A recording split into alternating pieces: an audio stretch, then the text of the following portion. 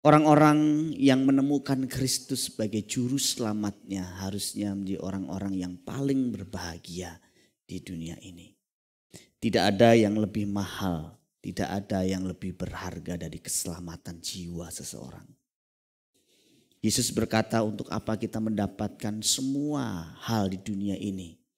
Mendapatkan semua di dunia ini tapi kita kehilangan nyawa kita, kehilangan jiwa kita.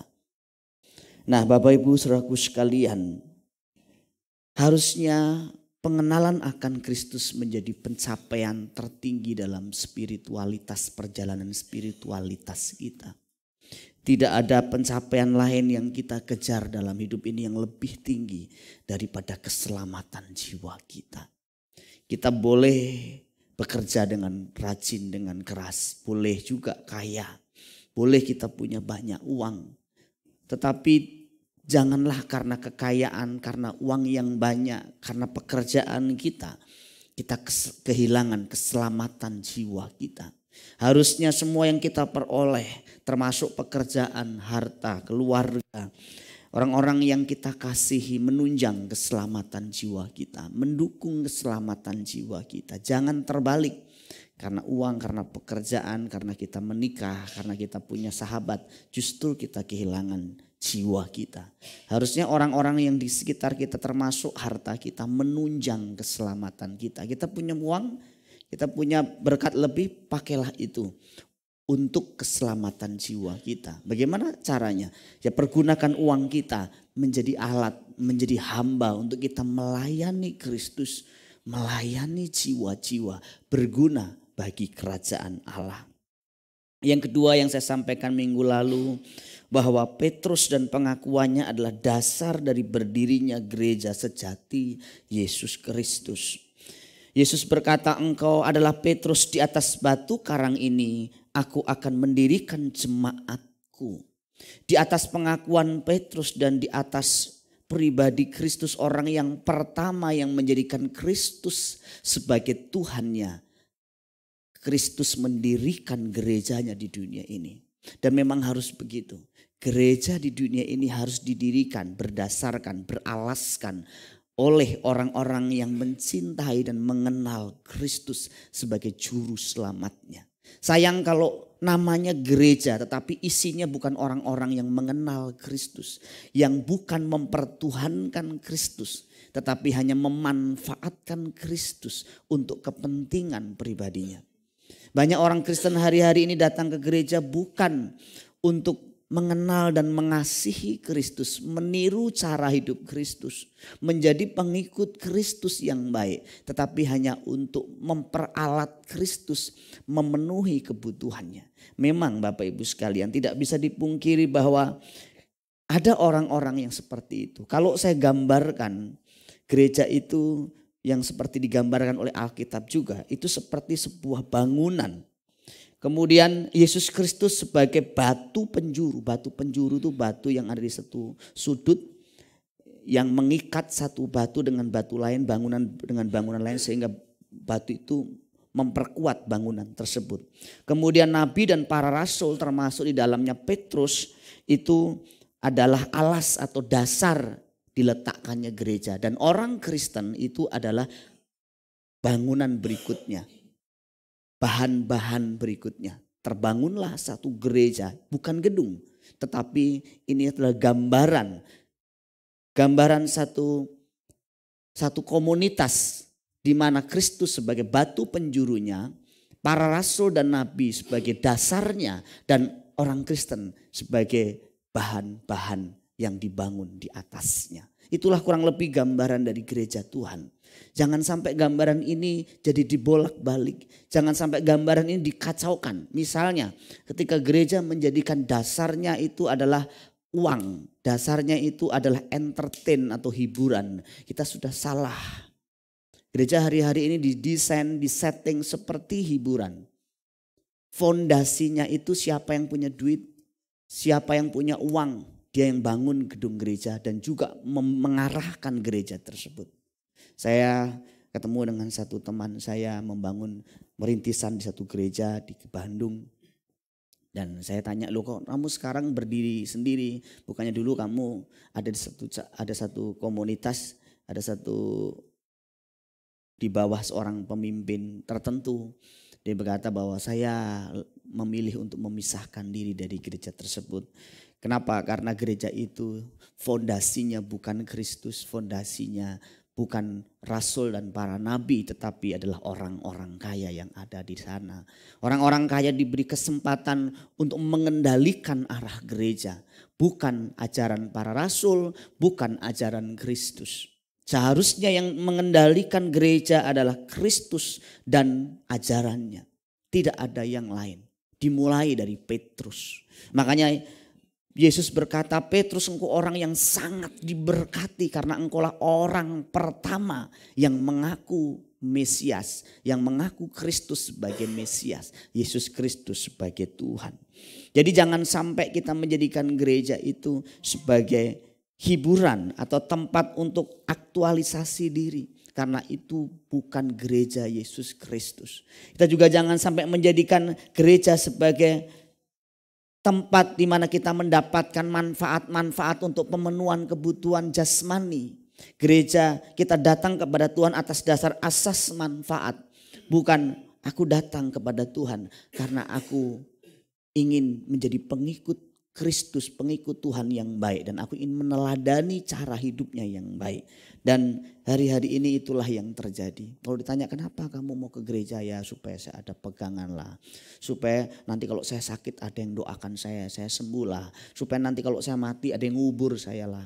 Nanti kalau sekarang ini kan saya belum punya jodoh. Siapa tahu saya kalau di gereja ketemu jodoh saya lah. Semuanya. Ada juga bahkan kalau ke gereja supaya saya dapat sembako lah di sana lah. Ada satu orang yang gerejanya dari pagi sampai sore. Tetapi yang ada sembakonya semua. Supaya apa? Supaya dia gak usah kerja. Dari hari Senin sampai hari Sabtu dia gak kerja. Hari Minggu dia datang ke tempat-tempat di mana gereja menyediakan sembako. Ya bukan tidak boleh gereja menyediakan sembako. Tetapi orang-orang yang bergereja tidak boleh atas dasar seperti itu. Yang ketiga yang kemarin saya jelaskan bahwa Yesus berkata, alam maut tidak akan menguasainya. Alam maut diterjemahkan dari kata Hades, tempat dunia orang mati. Jadi Yesus berkata bahkan gerbang tempat dunia alam maut tidak akan sanggup menahan kematian orang percaya. Jadi kalau begitu seharusnya orang Kristen itu tidak boleh takut dengan kematian. Tapi saya juga masih bingung ya sekarang ini. Jangankan kematian yang sesungguhnya, nyanyi lagu kematian saja orang Kristen takut. Kan kita bingung. Datang ke orang mati, lihat orang mati saja takut. Berbicara tentang kematian itu berbicara yang sesuatu yang pasti. Semua kita pasti mati. Ada dua ekstrim orang ya. Orang yang satu, orang yang takut mati. Ekstrim yang kedua, orang yang terlalu pede, nggak takut mati, tapi pedenya kebablasan. Dia pikir dia pasti masuk surga. Dengan keyakinannya, dengan dasar iman yang dimiliki. Dua-duanya salah. Harusnya pertama kita tidak takut mati bukan karena kita berpikir atau kita merasa pasti masuk surga. Tapi satu sisi kita juga ngerti bahwa satu hari kita mati. Tapi mati kita harus dengan dasar yang benar. Paulus berkata, hidup bagiku adalah Kristus. Mati adalah keuntungan. Dasar kita mati itu tidak takut kalau hidup kita sudah untuk Kristus. Tetapi kalau hidup kita belum untuk Kristus, takutlah mati. Itu saya pesan. Ya, saya ulang lagi. Kalau saudara hidup buat Kristus, gak usah takut mati. Tetapi kalau hidupmu bukan buat Kristus, saya sarankan takutlah mati. Karena engkau akan berhadapan dengan alam maut. Alam maut yang kita tidak kenal alam itu. Cobalah bayangkan. Di satu tempat yang gelap, yang gak ada orang saja kita takut. Anggaplah saudara tersesat di satu tempat. Dan di situ saudara gak kenal seseorang. Kita sudah takut. Nah sekarang saudara tersesat di satu alam yang tidak jelas di mana. gelap mungkin. Dan pasti saudara akan merasa satu ketakutan yang luar biasa kalau saudara tidak bersama dengan Kristus. Itu sebabnya Paulus berkata, kalau aku hidup bekerja untuk memberi buah. Kalau aku mati baru aku untung. Jadi kalau selama hidup kita di dunia ini gak memberi buah, gak menghasilkan buah bagi kerajaan Allah, menghasilkan buah bagi saudara kita, bagi sesama kita, saya sarankan takutlah. Jangan terlalu pede. Aku pasti masuk surga, aku percaya. Apalagi dengan meledakkan diri. Saya pikir surga itu seperti itu. Sampai ada yang berkata bahwa kalau orang-orang yang meledakkan diri dan di cara-cara seperti itu masuk surga, saya nggak mau masuk surga seperti itu. Nah, saya ketemu dengan mereka soalnya. Saya nggak mau di surga yang ketemu dengan orang-orang yang menyakiti sesamanya. Selama orang di dunia dia menyakiti sesama, kemudian masuk surga. Surga siapa? Hanya orang yang selama di dunia mengasihi sesamanya, baru ada tempat di sana. Jadi kalau saudara di dunia ini menyakiti sesamamu, tidak ada tempat di sana. Tempatmu adalah di alam maut. Makanya orang-orang yang mengenal Kristus, menjadikan Kristus sebagai juru selamatnya, hidup sesuai dengan ajaran Kristus, pasti hukumnya. Dia tidak ada di dalam lembah alam maut. Dia ada bersama dengan Kristus. Itu sebabnya Paulus di dalam 1 Korintus pasal 15 mengatakan orang-orang yang sudah mengerti tentang prinsip keselamatan. Dia mengerti bahwa maut sudah dikalahkan. Paulus menggunakan bahasa, hai maut di manakah sengatmu? Ayat 57, tetapi syukur kepada Allah yang telah memberikan kepada kita kemenangan oleh Yesus Kristus Tuhan kita. Nah ayat 58 menarik. Karena itu saudara-saudaraku yang kekasih, berdirilah teguh, jangan goyah, giatlah selalu dalam pekerjaan Tuhan. Sebab kamu tahu bahwa dalam persekutuan dengan Tuhan jerih payahmu tidak sia-sia. Kalau kita udah ngerti bahwa alam maut tidak menguasai kita, bahwa kita ngerti kekekalan, itulah yang menjadi dasar kita melayani Tuhan sungguh-sungguh. Jadi inilah dasar satu-satunya alasan motif pelayanan yang benar di dunia ini. Bukan karena saya mau aktualisasi diri dalam pelayanan. Karena aku ngerti yang kulakukan di dunia ini, semua persekutuanku dengan Tuhan, semua jerih payahku di dunia ini, ada pertimbangannya di kekekalan. Jadi ayat ini menjadi ayat pertimbangan kita kalau kita melayani Tuhan. Jadi orang-orang yang ngerti bahwa semua yang dilakukan di dunia ini berdampak kepada kekekalan, dia pasti akan melayani Tuhan sungguh-sungguh. Semua kerja kerasnya di dunia ini, melayani jiwa-jiwa, menolong orang, itu dia mengerti betul nanti ada buahnya di kekekalan. Nah kalau orang tidak pernah melayani Tuhan, tidak pernah sungguh-sungguh berguna bagi sesamanya, terus mau masuk surga, surga siapa? Tapi Pak kalau saya percaya Kristus pasti selamat. Tapi percayakan juga harus disertai dengan perbuatan. Rasul Petrus berkata, kepada imanmu harus ditambahkan kebaikan. Bukan hanya kebaikan, ditambahkan lagi pengetahuan. Ditambahkan lagi penguasaan diri. Ditambahkan lagi kesalehan. Ditambahkan lagi kasih kepada orang-orang saudara-saudara seiman. Dan ditambah lagi kepada kasih kepada semua orang. Jadi imanmu saja tidak cukup, harus ditambahkan atau ditunjang oleh perbuatan baik. Yakobus mengatakan kalau kamu punya iman tapi nggak punya perbuatan, apakah imanmu menyelamatkan? Tidak bisa. Makanya orang semakin ngerti kebenaran, semakin ngerti mengenal Kristus secara pribadi, dia nggak mungkin nggak melayani Tuhan. Dia nggak mungkin nggak habis-habisan untuk Tuhan dan pekerjaannya. Dia nggak mungkin nggak bersekutu, nggak mungkin. Kenapa? Karena dia ngerti bahwa hidup di dunia ini sementara. Anggaplah saya punya kehidupan di dunia ini 70 tahun. Tetapi kehidupan yang saya jalani ke depan itu bukan 70 tahun lagi. Bukan 700 tahun, bukan 7 miliar tahun, bukan 7 triliun tahun, kekal. Inilah yang menjadi pengharapan kita. Dunia baru, langit dan bumi yang baru. Mahkota ketika Kristus berkata, engkau pantas mendapatkannya. Engkau sudah berjari lelah dalam pelayananmu selama di dunia ini. Terimalah ini sebagai penghargaanku kepadamu. Dalam Wahyu pasal 14 ayat 13 berkata, berbahagialah orang-orang yang mati dalam Tuhan sejak sekarang. Sungguh kata Roh, supaya mereka boleh beristirahat dari jerih lelah mereka. Kapan kita beristirahat? Bukan sekarang. Istirahat kita nanti di kekekalan. Selama kita masih ada waktu di dunia ini, kita kerja untuk Tuhan. Kerja untuk sesama kita. Kita tolong banyak orang. Dan ada waktunya kita istirahat. Di mana? Di kehidupan yang baru. Jadi makanya kadang-kadang susah juga Bapak Ibu kalau saya itu melayani pemakaman. Melayani kematian yang saya tahu jelas orang itu selama hidupnya jahat. Saya tahu jelas orang itu selama hidupnya pukulin istrinya. Selingkuh. Walaupun ke gereja. Gimana saya mesti ngomong? Saudara-saudaraku sekalian. Hari ini di hadapan kita ada kekasih kita almarhum yang sudah pulang ke rumah Bapa di surga. Sudah istirahat saudaraku sekalian. Dan sudah menerima upah dari jerih payahnya di dunia ini. Dan sekarang bahagia di sana. Tuhan lebih mengasihi dia daripada kita.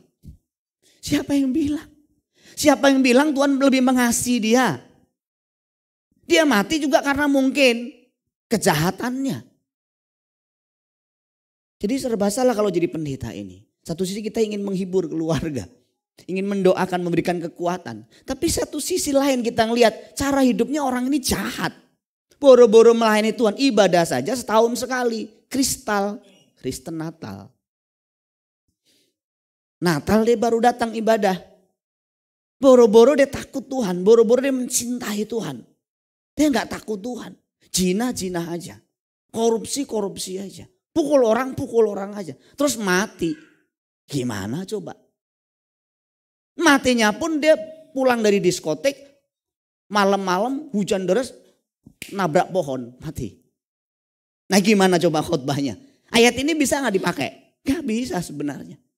Nah cuman ya tentu Roh Kudus akan memberikan hikmat kepada pendeta.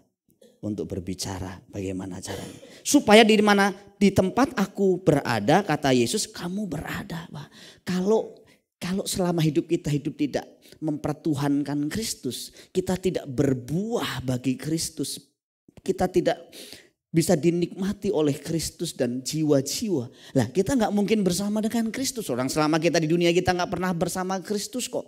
Doa saja nggak pernah, bersekutu kita nggak pernah. Terbeban dengan pekerjaannya kita nggak pernah, terus kok kita mau ada di sono. Begini Bapak Ibu, gini ya. Air kumpul dengan air, minyak kumpul dengan minyak. Percayalah, selama di dunia pun kita kumpul dengan orang yang kita sukai. Penjahat itu jarang mau dekat sama pendeta.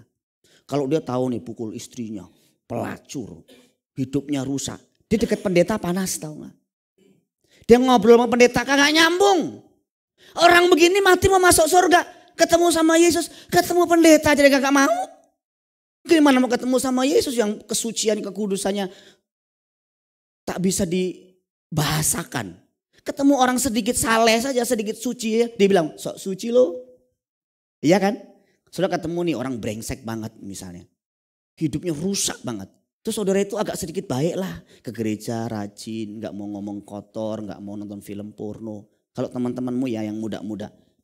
Kamu dibilang apa? Yang muda. Munafik lo. Lah, orang begini mati mau masuk surga. Bukan dia gak boleh masuk surga. Dia gak mau masuk surga. Orang selama di dunia aja dia gak mau kok ke gereja. Ke gereja itu kan miniatur kecil dari kehidupan di surga. Gereja itu kan miniatur kecil dari kehidupan di surga sana. Artinya miniatur itu gini loh. Di gereja harusnya ada persekutuan, ada cinta kasih, ada saling memahami. Ya, walaupun gereja juga ada konflik, gereja yang belum sempurna. Tapi nanti gereja yang sudah sempurna nanti di sana tidak ada konflik.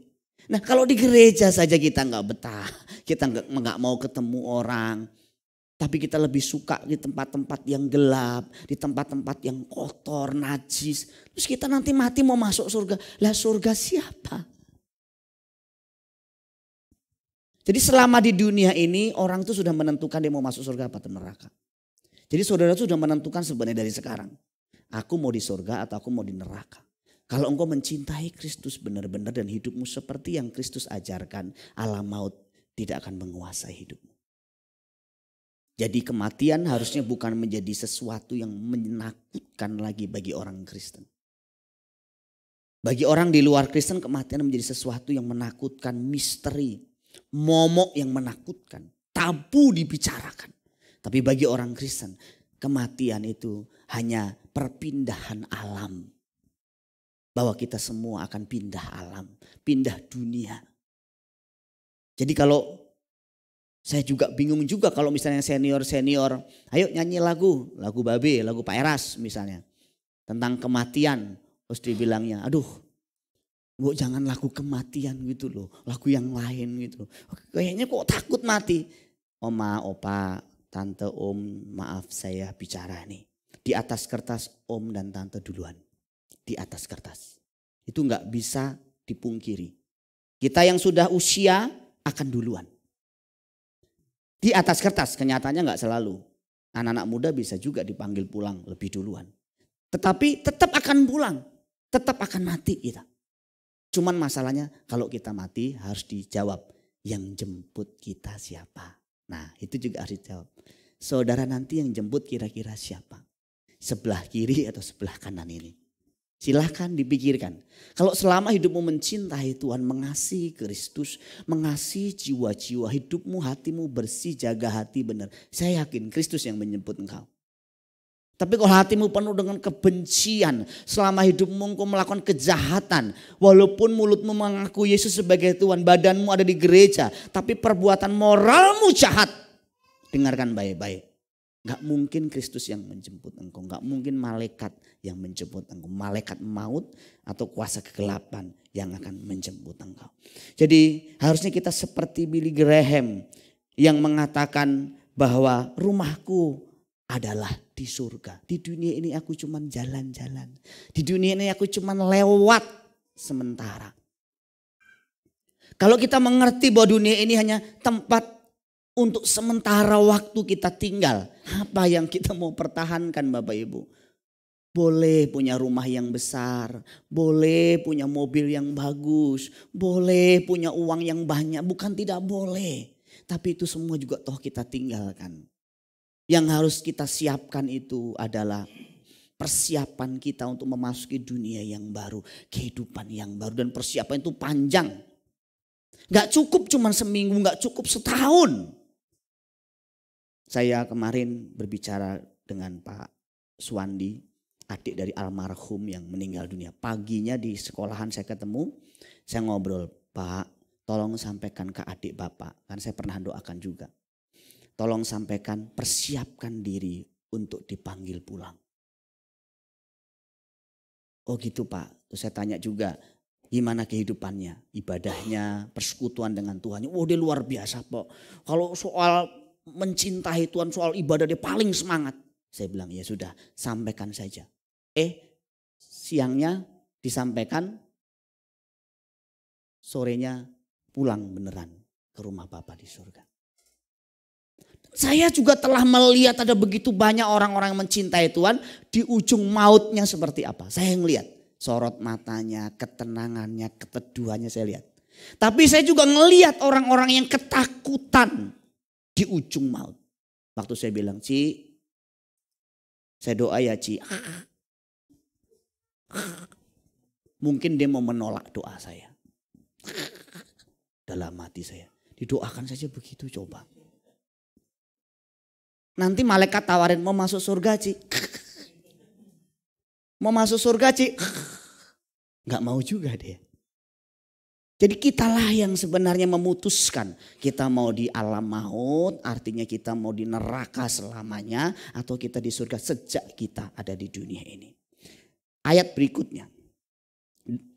Kepadamu akan kuberikan kunci kerajaan surga. Apa yang kau ikat di dunia ini akan terikat di surga. Dan apa yang kau lepaskan di dunia ini akan terlepas di surga. Saya fokus di ayat bagian A. Kepadamu akan kuberikan kunci kerajaan surga. Apa sebenarnya arti kunci kerajaan surga ini? Kunci kerajaan surga seringkali diterjemahkan juga dengan anak kunci kerajaan surga. Ada banyak yang menerjemahkan, ada banyak yang menafsirkan juga arti kunci kerajaan surga. Tapi kalau saya mau kalimatkan dalam satu kalimat pendek, itu kurang lebih segala sesuatu yang memampukan kita hidup berkenan di hadapannya. Yang memampukan kita akhirnya bisa bersama dengan Kristus di kekekalan. Dalam doa pagi kemarin saya sampaikan mengenai 4 hal. Tetapi saya baru jelaskan 1 hal. Di dalam istirahat saya, dalam tidur saya, Roh Kudus membawa saya dalam satu pengertian yang dalam. Seolah-olah mengakumulasi, menghubung-hubungkan seluruh yang saya pelajari selama kurang lebih 24 tahun saya melayani Tuhan. Saya mengatakan, saya baru menjelaskan 1 hal, tapi ada 4 hal secara umum saya akan sampaikan pagi ini. Hanya secara kisi-kisi gambaran besar. Yang pertama yang malam itu Tuhan ajarkan. Yang pertama, kita tidak bisa melakukan kehendak Bapa di surgawi. Kita tidak bisa hidup berkenan di hadapan Bapa surgawi kalau kita nggak punya 4 ini. Yang pertama, kecerdasan ilahi. Artinya kita betul-betul harus mengerti firman. Dengan jelas Alkitab mengatakan hanya orang yang mengerti firman yang bertumbuh. Nggak ngerti firman, firman akan diambil oleh kuasa kegelapan dan saudara tidak bisa diselamatkan.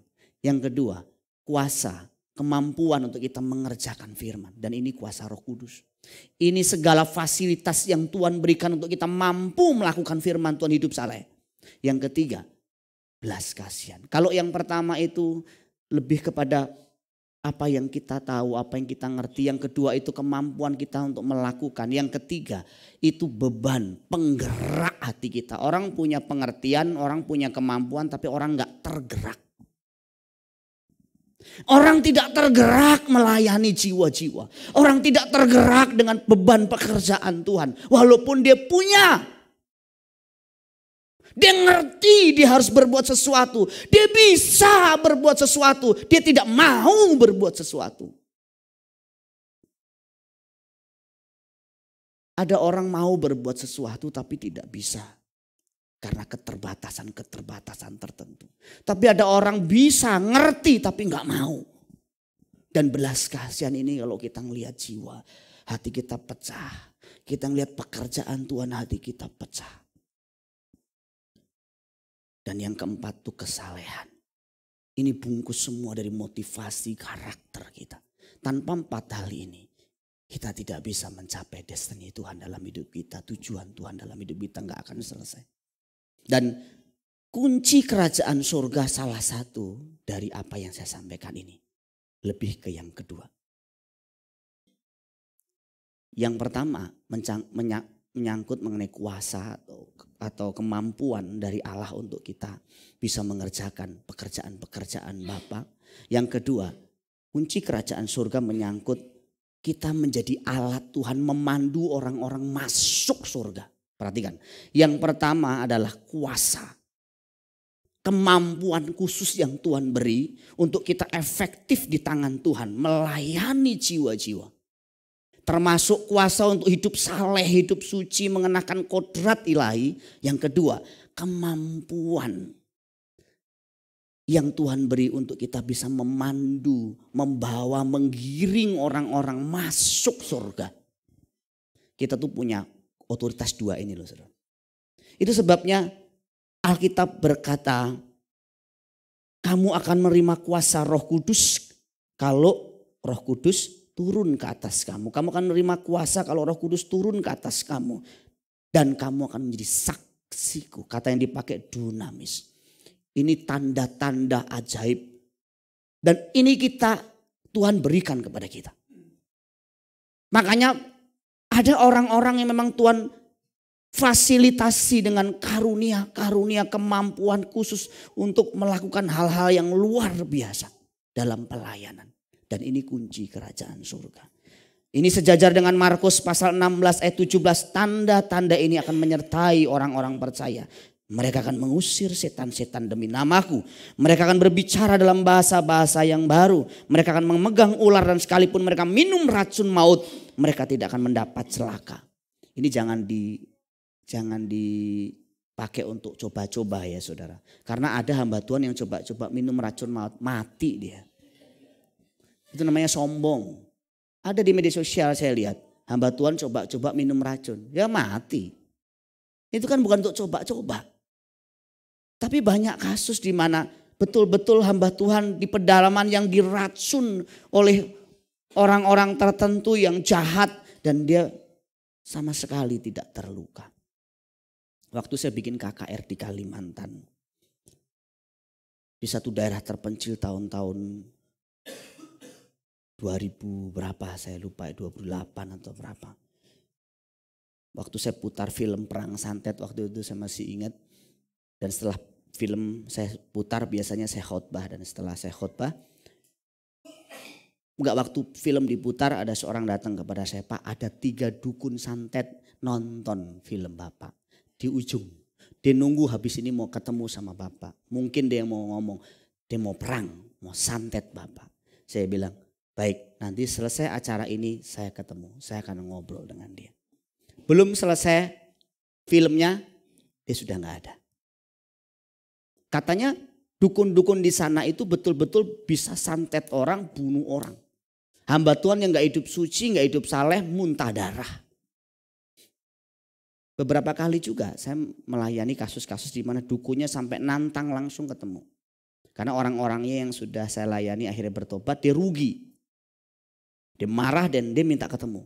Ya saya bilang ayo kita ketemu. Yang penting jangan main fisik, kita hadapi. Tapi akhirnya juga dia yang batalkan. Perhatikan, orang Kristen itu sebenarnya orang yang tidak perlu harus takut dengan hal seperti ini. Karena kita punya kunci kerajaan surga. Orang Kristen yang masih kedukun, orang Kristen yang masih pakai jimat, orang Kristen yang masih menggunakan hal-hal yang sifatnya gaib, yang masih takut hantu, dia gak ngerti bahwa dia pegang kunci kerajaan surga.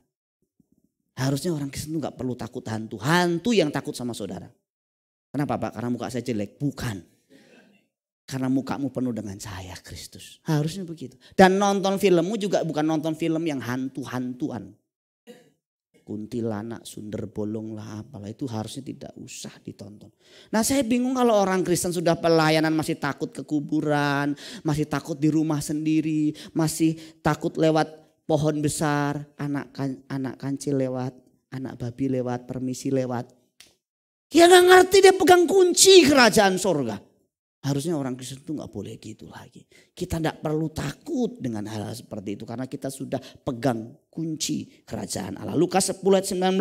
Sesungguhnya aku telah memberikan kuasa kepada kamu untuk menginjak ular dan kalajengking. Dan kuasa untuk menahan kekuatan musuh. Sehingga tidak ada yang membahayakan kamu. Orang Kristen itu terima kuasa yang diterjemahkan dengan exousia. Yang pertama itu dunamis. Kata dunamis itulah yang sekarang kita kenal, muncul istilah dinamit. Exousia itu bisa diterjemahkan dengan otoritas yang sah atau resmi untuk melakukan sesuatu. Kalau dunamis itu lebih kekuatan, tetapi kalau exousia itu lebih ke otoritas yang sah. Saudara akan diberi otoritas yang sah untuk melayani jiwa-jiwa. Nah saudara, tapi untuk mendapatkan otoritas yang sah, saudara perlu mengikuti proses pendidikannya. Proses pemuridannya. Dimuridkan oleh Yesus Kristus tentu melalui hamba-hambanya. Sampai engkau menjadi murid yang baik, sampai engkau lulus, sampai engkau menerima exousia. Perhatikan baik-baik, kita bikin analogi aja ya. Kalau orang sekolah kedokteran, baru semester 1, semester 2 boleh bedah orang tidak? Boleh buka praktek tidak? Tidak boleh. Dan saudara juga tidak akan percaya. Kalau misalnya saudara mau serahkan anak saudara atau istri saudara yang kemudian mau dioperasi. Terus tanya, yang operasi siapa? Saya. Bapak lulusannya? Ya saya baru belajar semester 1 sih. Semuanya sudah bedah kodok sih. Saudara pasti gak akan percaya. Baru bedah kodok. Baru belajar bedah kodok. Sekarang mau bedah istri saya. Iya gak boleh. Apalagi Bapak lulusannya apa? Oh saya montir. Tetapi kan saudara sekarang ini kan kalau kita mau jujur ya. Kita ini mempercayakan jiwa kita kepada orang yang tidak mengerti firman. Tidak tahu gaya hidup, cara hidupnya bagaimana. Itu sama juga kita mengizinkan jiwa kita dibedah oleh orang yang tidak pernah menerima eksosia dari Tuhan. Kenalilah hamba Tuhan yang membimbing engkau. Proses dia jadi hamba Tuhan bagaimana? Dia bersih enggak hidupnya? Dia cinta Tuhan tidak? Dia cinta keluarganya tidak? Moralnya lurus tidak? Itu penting. Jangan juga kamu jadi korban malpraktek nanti. Makanya saya juga ngerti dampak dari saudara mengerti firman. Memang akhirnya kalau saudara ada di sebuah tempat di mana gereja itu mengajarkan sesuatu yang menyimpang, yang salah, yang sesat, memang saudara akan gelisah. Saudara biasa makan makanan sehat, terus kemudian saudara makan makanan yang benar-benar enggak sehat, saudara akan terjadi peradangan. Dehidrasi tubuh, saudara akan komplain. Demikian juga dengan jiwa saudara. Saudara biasa dengar khotbah yang sehat. Dan kemudian saudara mendapatkan khotbah yang enggak sehat, pengajaran enggak sehat, memang akan terjadi dehidrasi rohani. Seperti langsung reject. Ada seorang jemaat kami yang tinggal di satu tempat yang dulu ibadah bersama-sama udah hampir sekitar mungkin 4 tahunan ya. Bahwa proses penyesuaian untuk dia menemukan tempat yang memang diajar ajaran yang benar cukup lama. Hampir 1 tahun lebih dia belum bisa penyesuaian. Saya nggak mengatakan bahwa kita paling benar. Tidak. Maksud saya dimanapun saudara berada. Siapapun hamba Tuhan yang mengajar engkau. Carilah hamba Tuhan yang memang kau kenal. Hidupnya benar, cara hidupnya juga benar. Cara mengajar firmannya benar. Supaya tidak saudara menjadi korban malpraktek pelayanannya. Itu penting sekali. Belajar yang benar. Makanya hamba-hamba Tuhan aktivis engkau belajar yang benar. Belajar firman yang benar. Apalagi engkau membimbing orang. Minimal anak dan istrimu engkau bimbing. Guru-guru sekolah minggu juga harus ngerti firman. Kemarin di doa pagi saya ngomong tuh contohnya. Devi misalnya, ya Devi ya contoh. Kamu ngajar salah ini. Kamu sudah bertobat, kamu sudah benar. Tapi orang yang kamu ajar keburu salah. Nanti di surga dibuka lagi. Tuh yang kamu ajar salah itu. Orang masuk neraka tuh jadi penjahat, jadi maling, jadi apa tuh. Yang kita ajar salah, yang kita udah bertobat orang kita ajar terlanjur salah. Terlanjur rusak hidupnya. Belum tentu kita bisa membenarkan lagi, membetulkan lagi. Jadi kita ngerti soal malpraktek. Jangan sampai kita menjadi korban dan yang mengorbankan orang lain di wilayah tersebut. Bicara mengenai kuasa ilahi. Ini bicara mengenai kemampuan untuk kita hidup saleh. Ini yang Tuhan berikan. Ini janji-janji Tuhan yang harus kita pegang. Kan kalau kita bicara mengenai janji apa sih yang sebenarnya kita pikirkan? Janjimu seperti fajar pagi hari. Yang tiada pernah terlambat bersinar. Apa? Yang kita pikirkan janji apa? Janji diberkati, janji nggak sakit, janji dapat jodoh, janji kita nggak pernah bangkrut. Janji yang Tuhan maksudkan itu 2 Petrus pasal 1 ayat 3 sampai 4. Karena kuasa ilahinya telah menganugerahkan kepada kita segala sesuatu yang berguna untuk hidup saleh. Tuhan berjanji kita akan diberikan segala fasilitas, kunci kerajaan surga untuk hidup saleh. Saudara tidak bisa hidup saleh pakai kekuatan sendiri, tidak bisa. Hidup suci, hidup seperti yang Kristus ajarkan dengan kekuatan sendiri nggak bisa. Nah tadi siang saya sampaikan mengenai kodrat ilahi, bagaimana mengenai mengampuni musuh. Ilmu tertinggi dalam kekristenan itu mengampuni musuh. Sudah tahu kalau ilmu tenaga dalam kan ada levelnya tingginya. Ilmu taekwondo ada sabuknya juga, pencak silat juga ada tingkatnya. Kekristenan juga ada. Mau punya ilmu tertinggi kekristenan? Apa itu ilmu tertinggi kekristenan? Kalau engkau mampu mengasihi musuh dengan standar Tuhan. Aku udah mengasihi kok. Aku kemarin dicaci maki aku udah gak marah kok. Tapi malam. Itu belum. Itu baru luarnya. Belum nanti kita belajar juga. Bukan hanya kita tidak membalas. Kita harus membalas dengan kebaikan, mendoakan, bahkan memberkati orang itu. Coba. Dia ngomong begini sama kita. Gue doain lo, gue sumpahin lo, udah sambar petir lo, nah gitu. Terus kita bilangnya, aku doain lo, biar diberkati sama Tuhan. Bisa gak? Ngomong sih gampang. Nanti prakteknya, waduh tingkat tinggi susahnya. Makanya Petrus berkata imanmu saja tidak cukup. Harus ditambahkan kepada imanmu kebajikan, kesalehan, penguasaan diri, pengetahuan hidup bijaksana, ketabahan menanggung segala sesuatu, kasih kepada anggota gereja, sesama dan kasih kepada semua orang. Tanpa itu kau tidak bisa mengenakan kodrat ilahi. Ayat 4.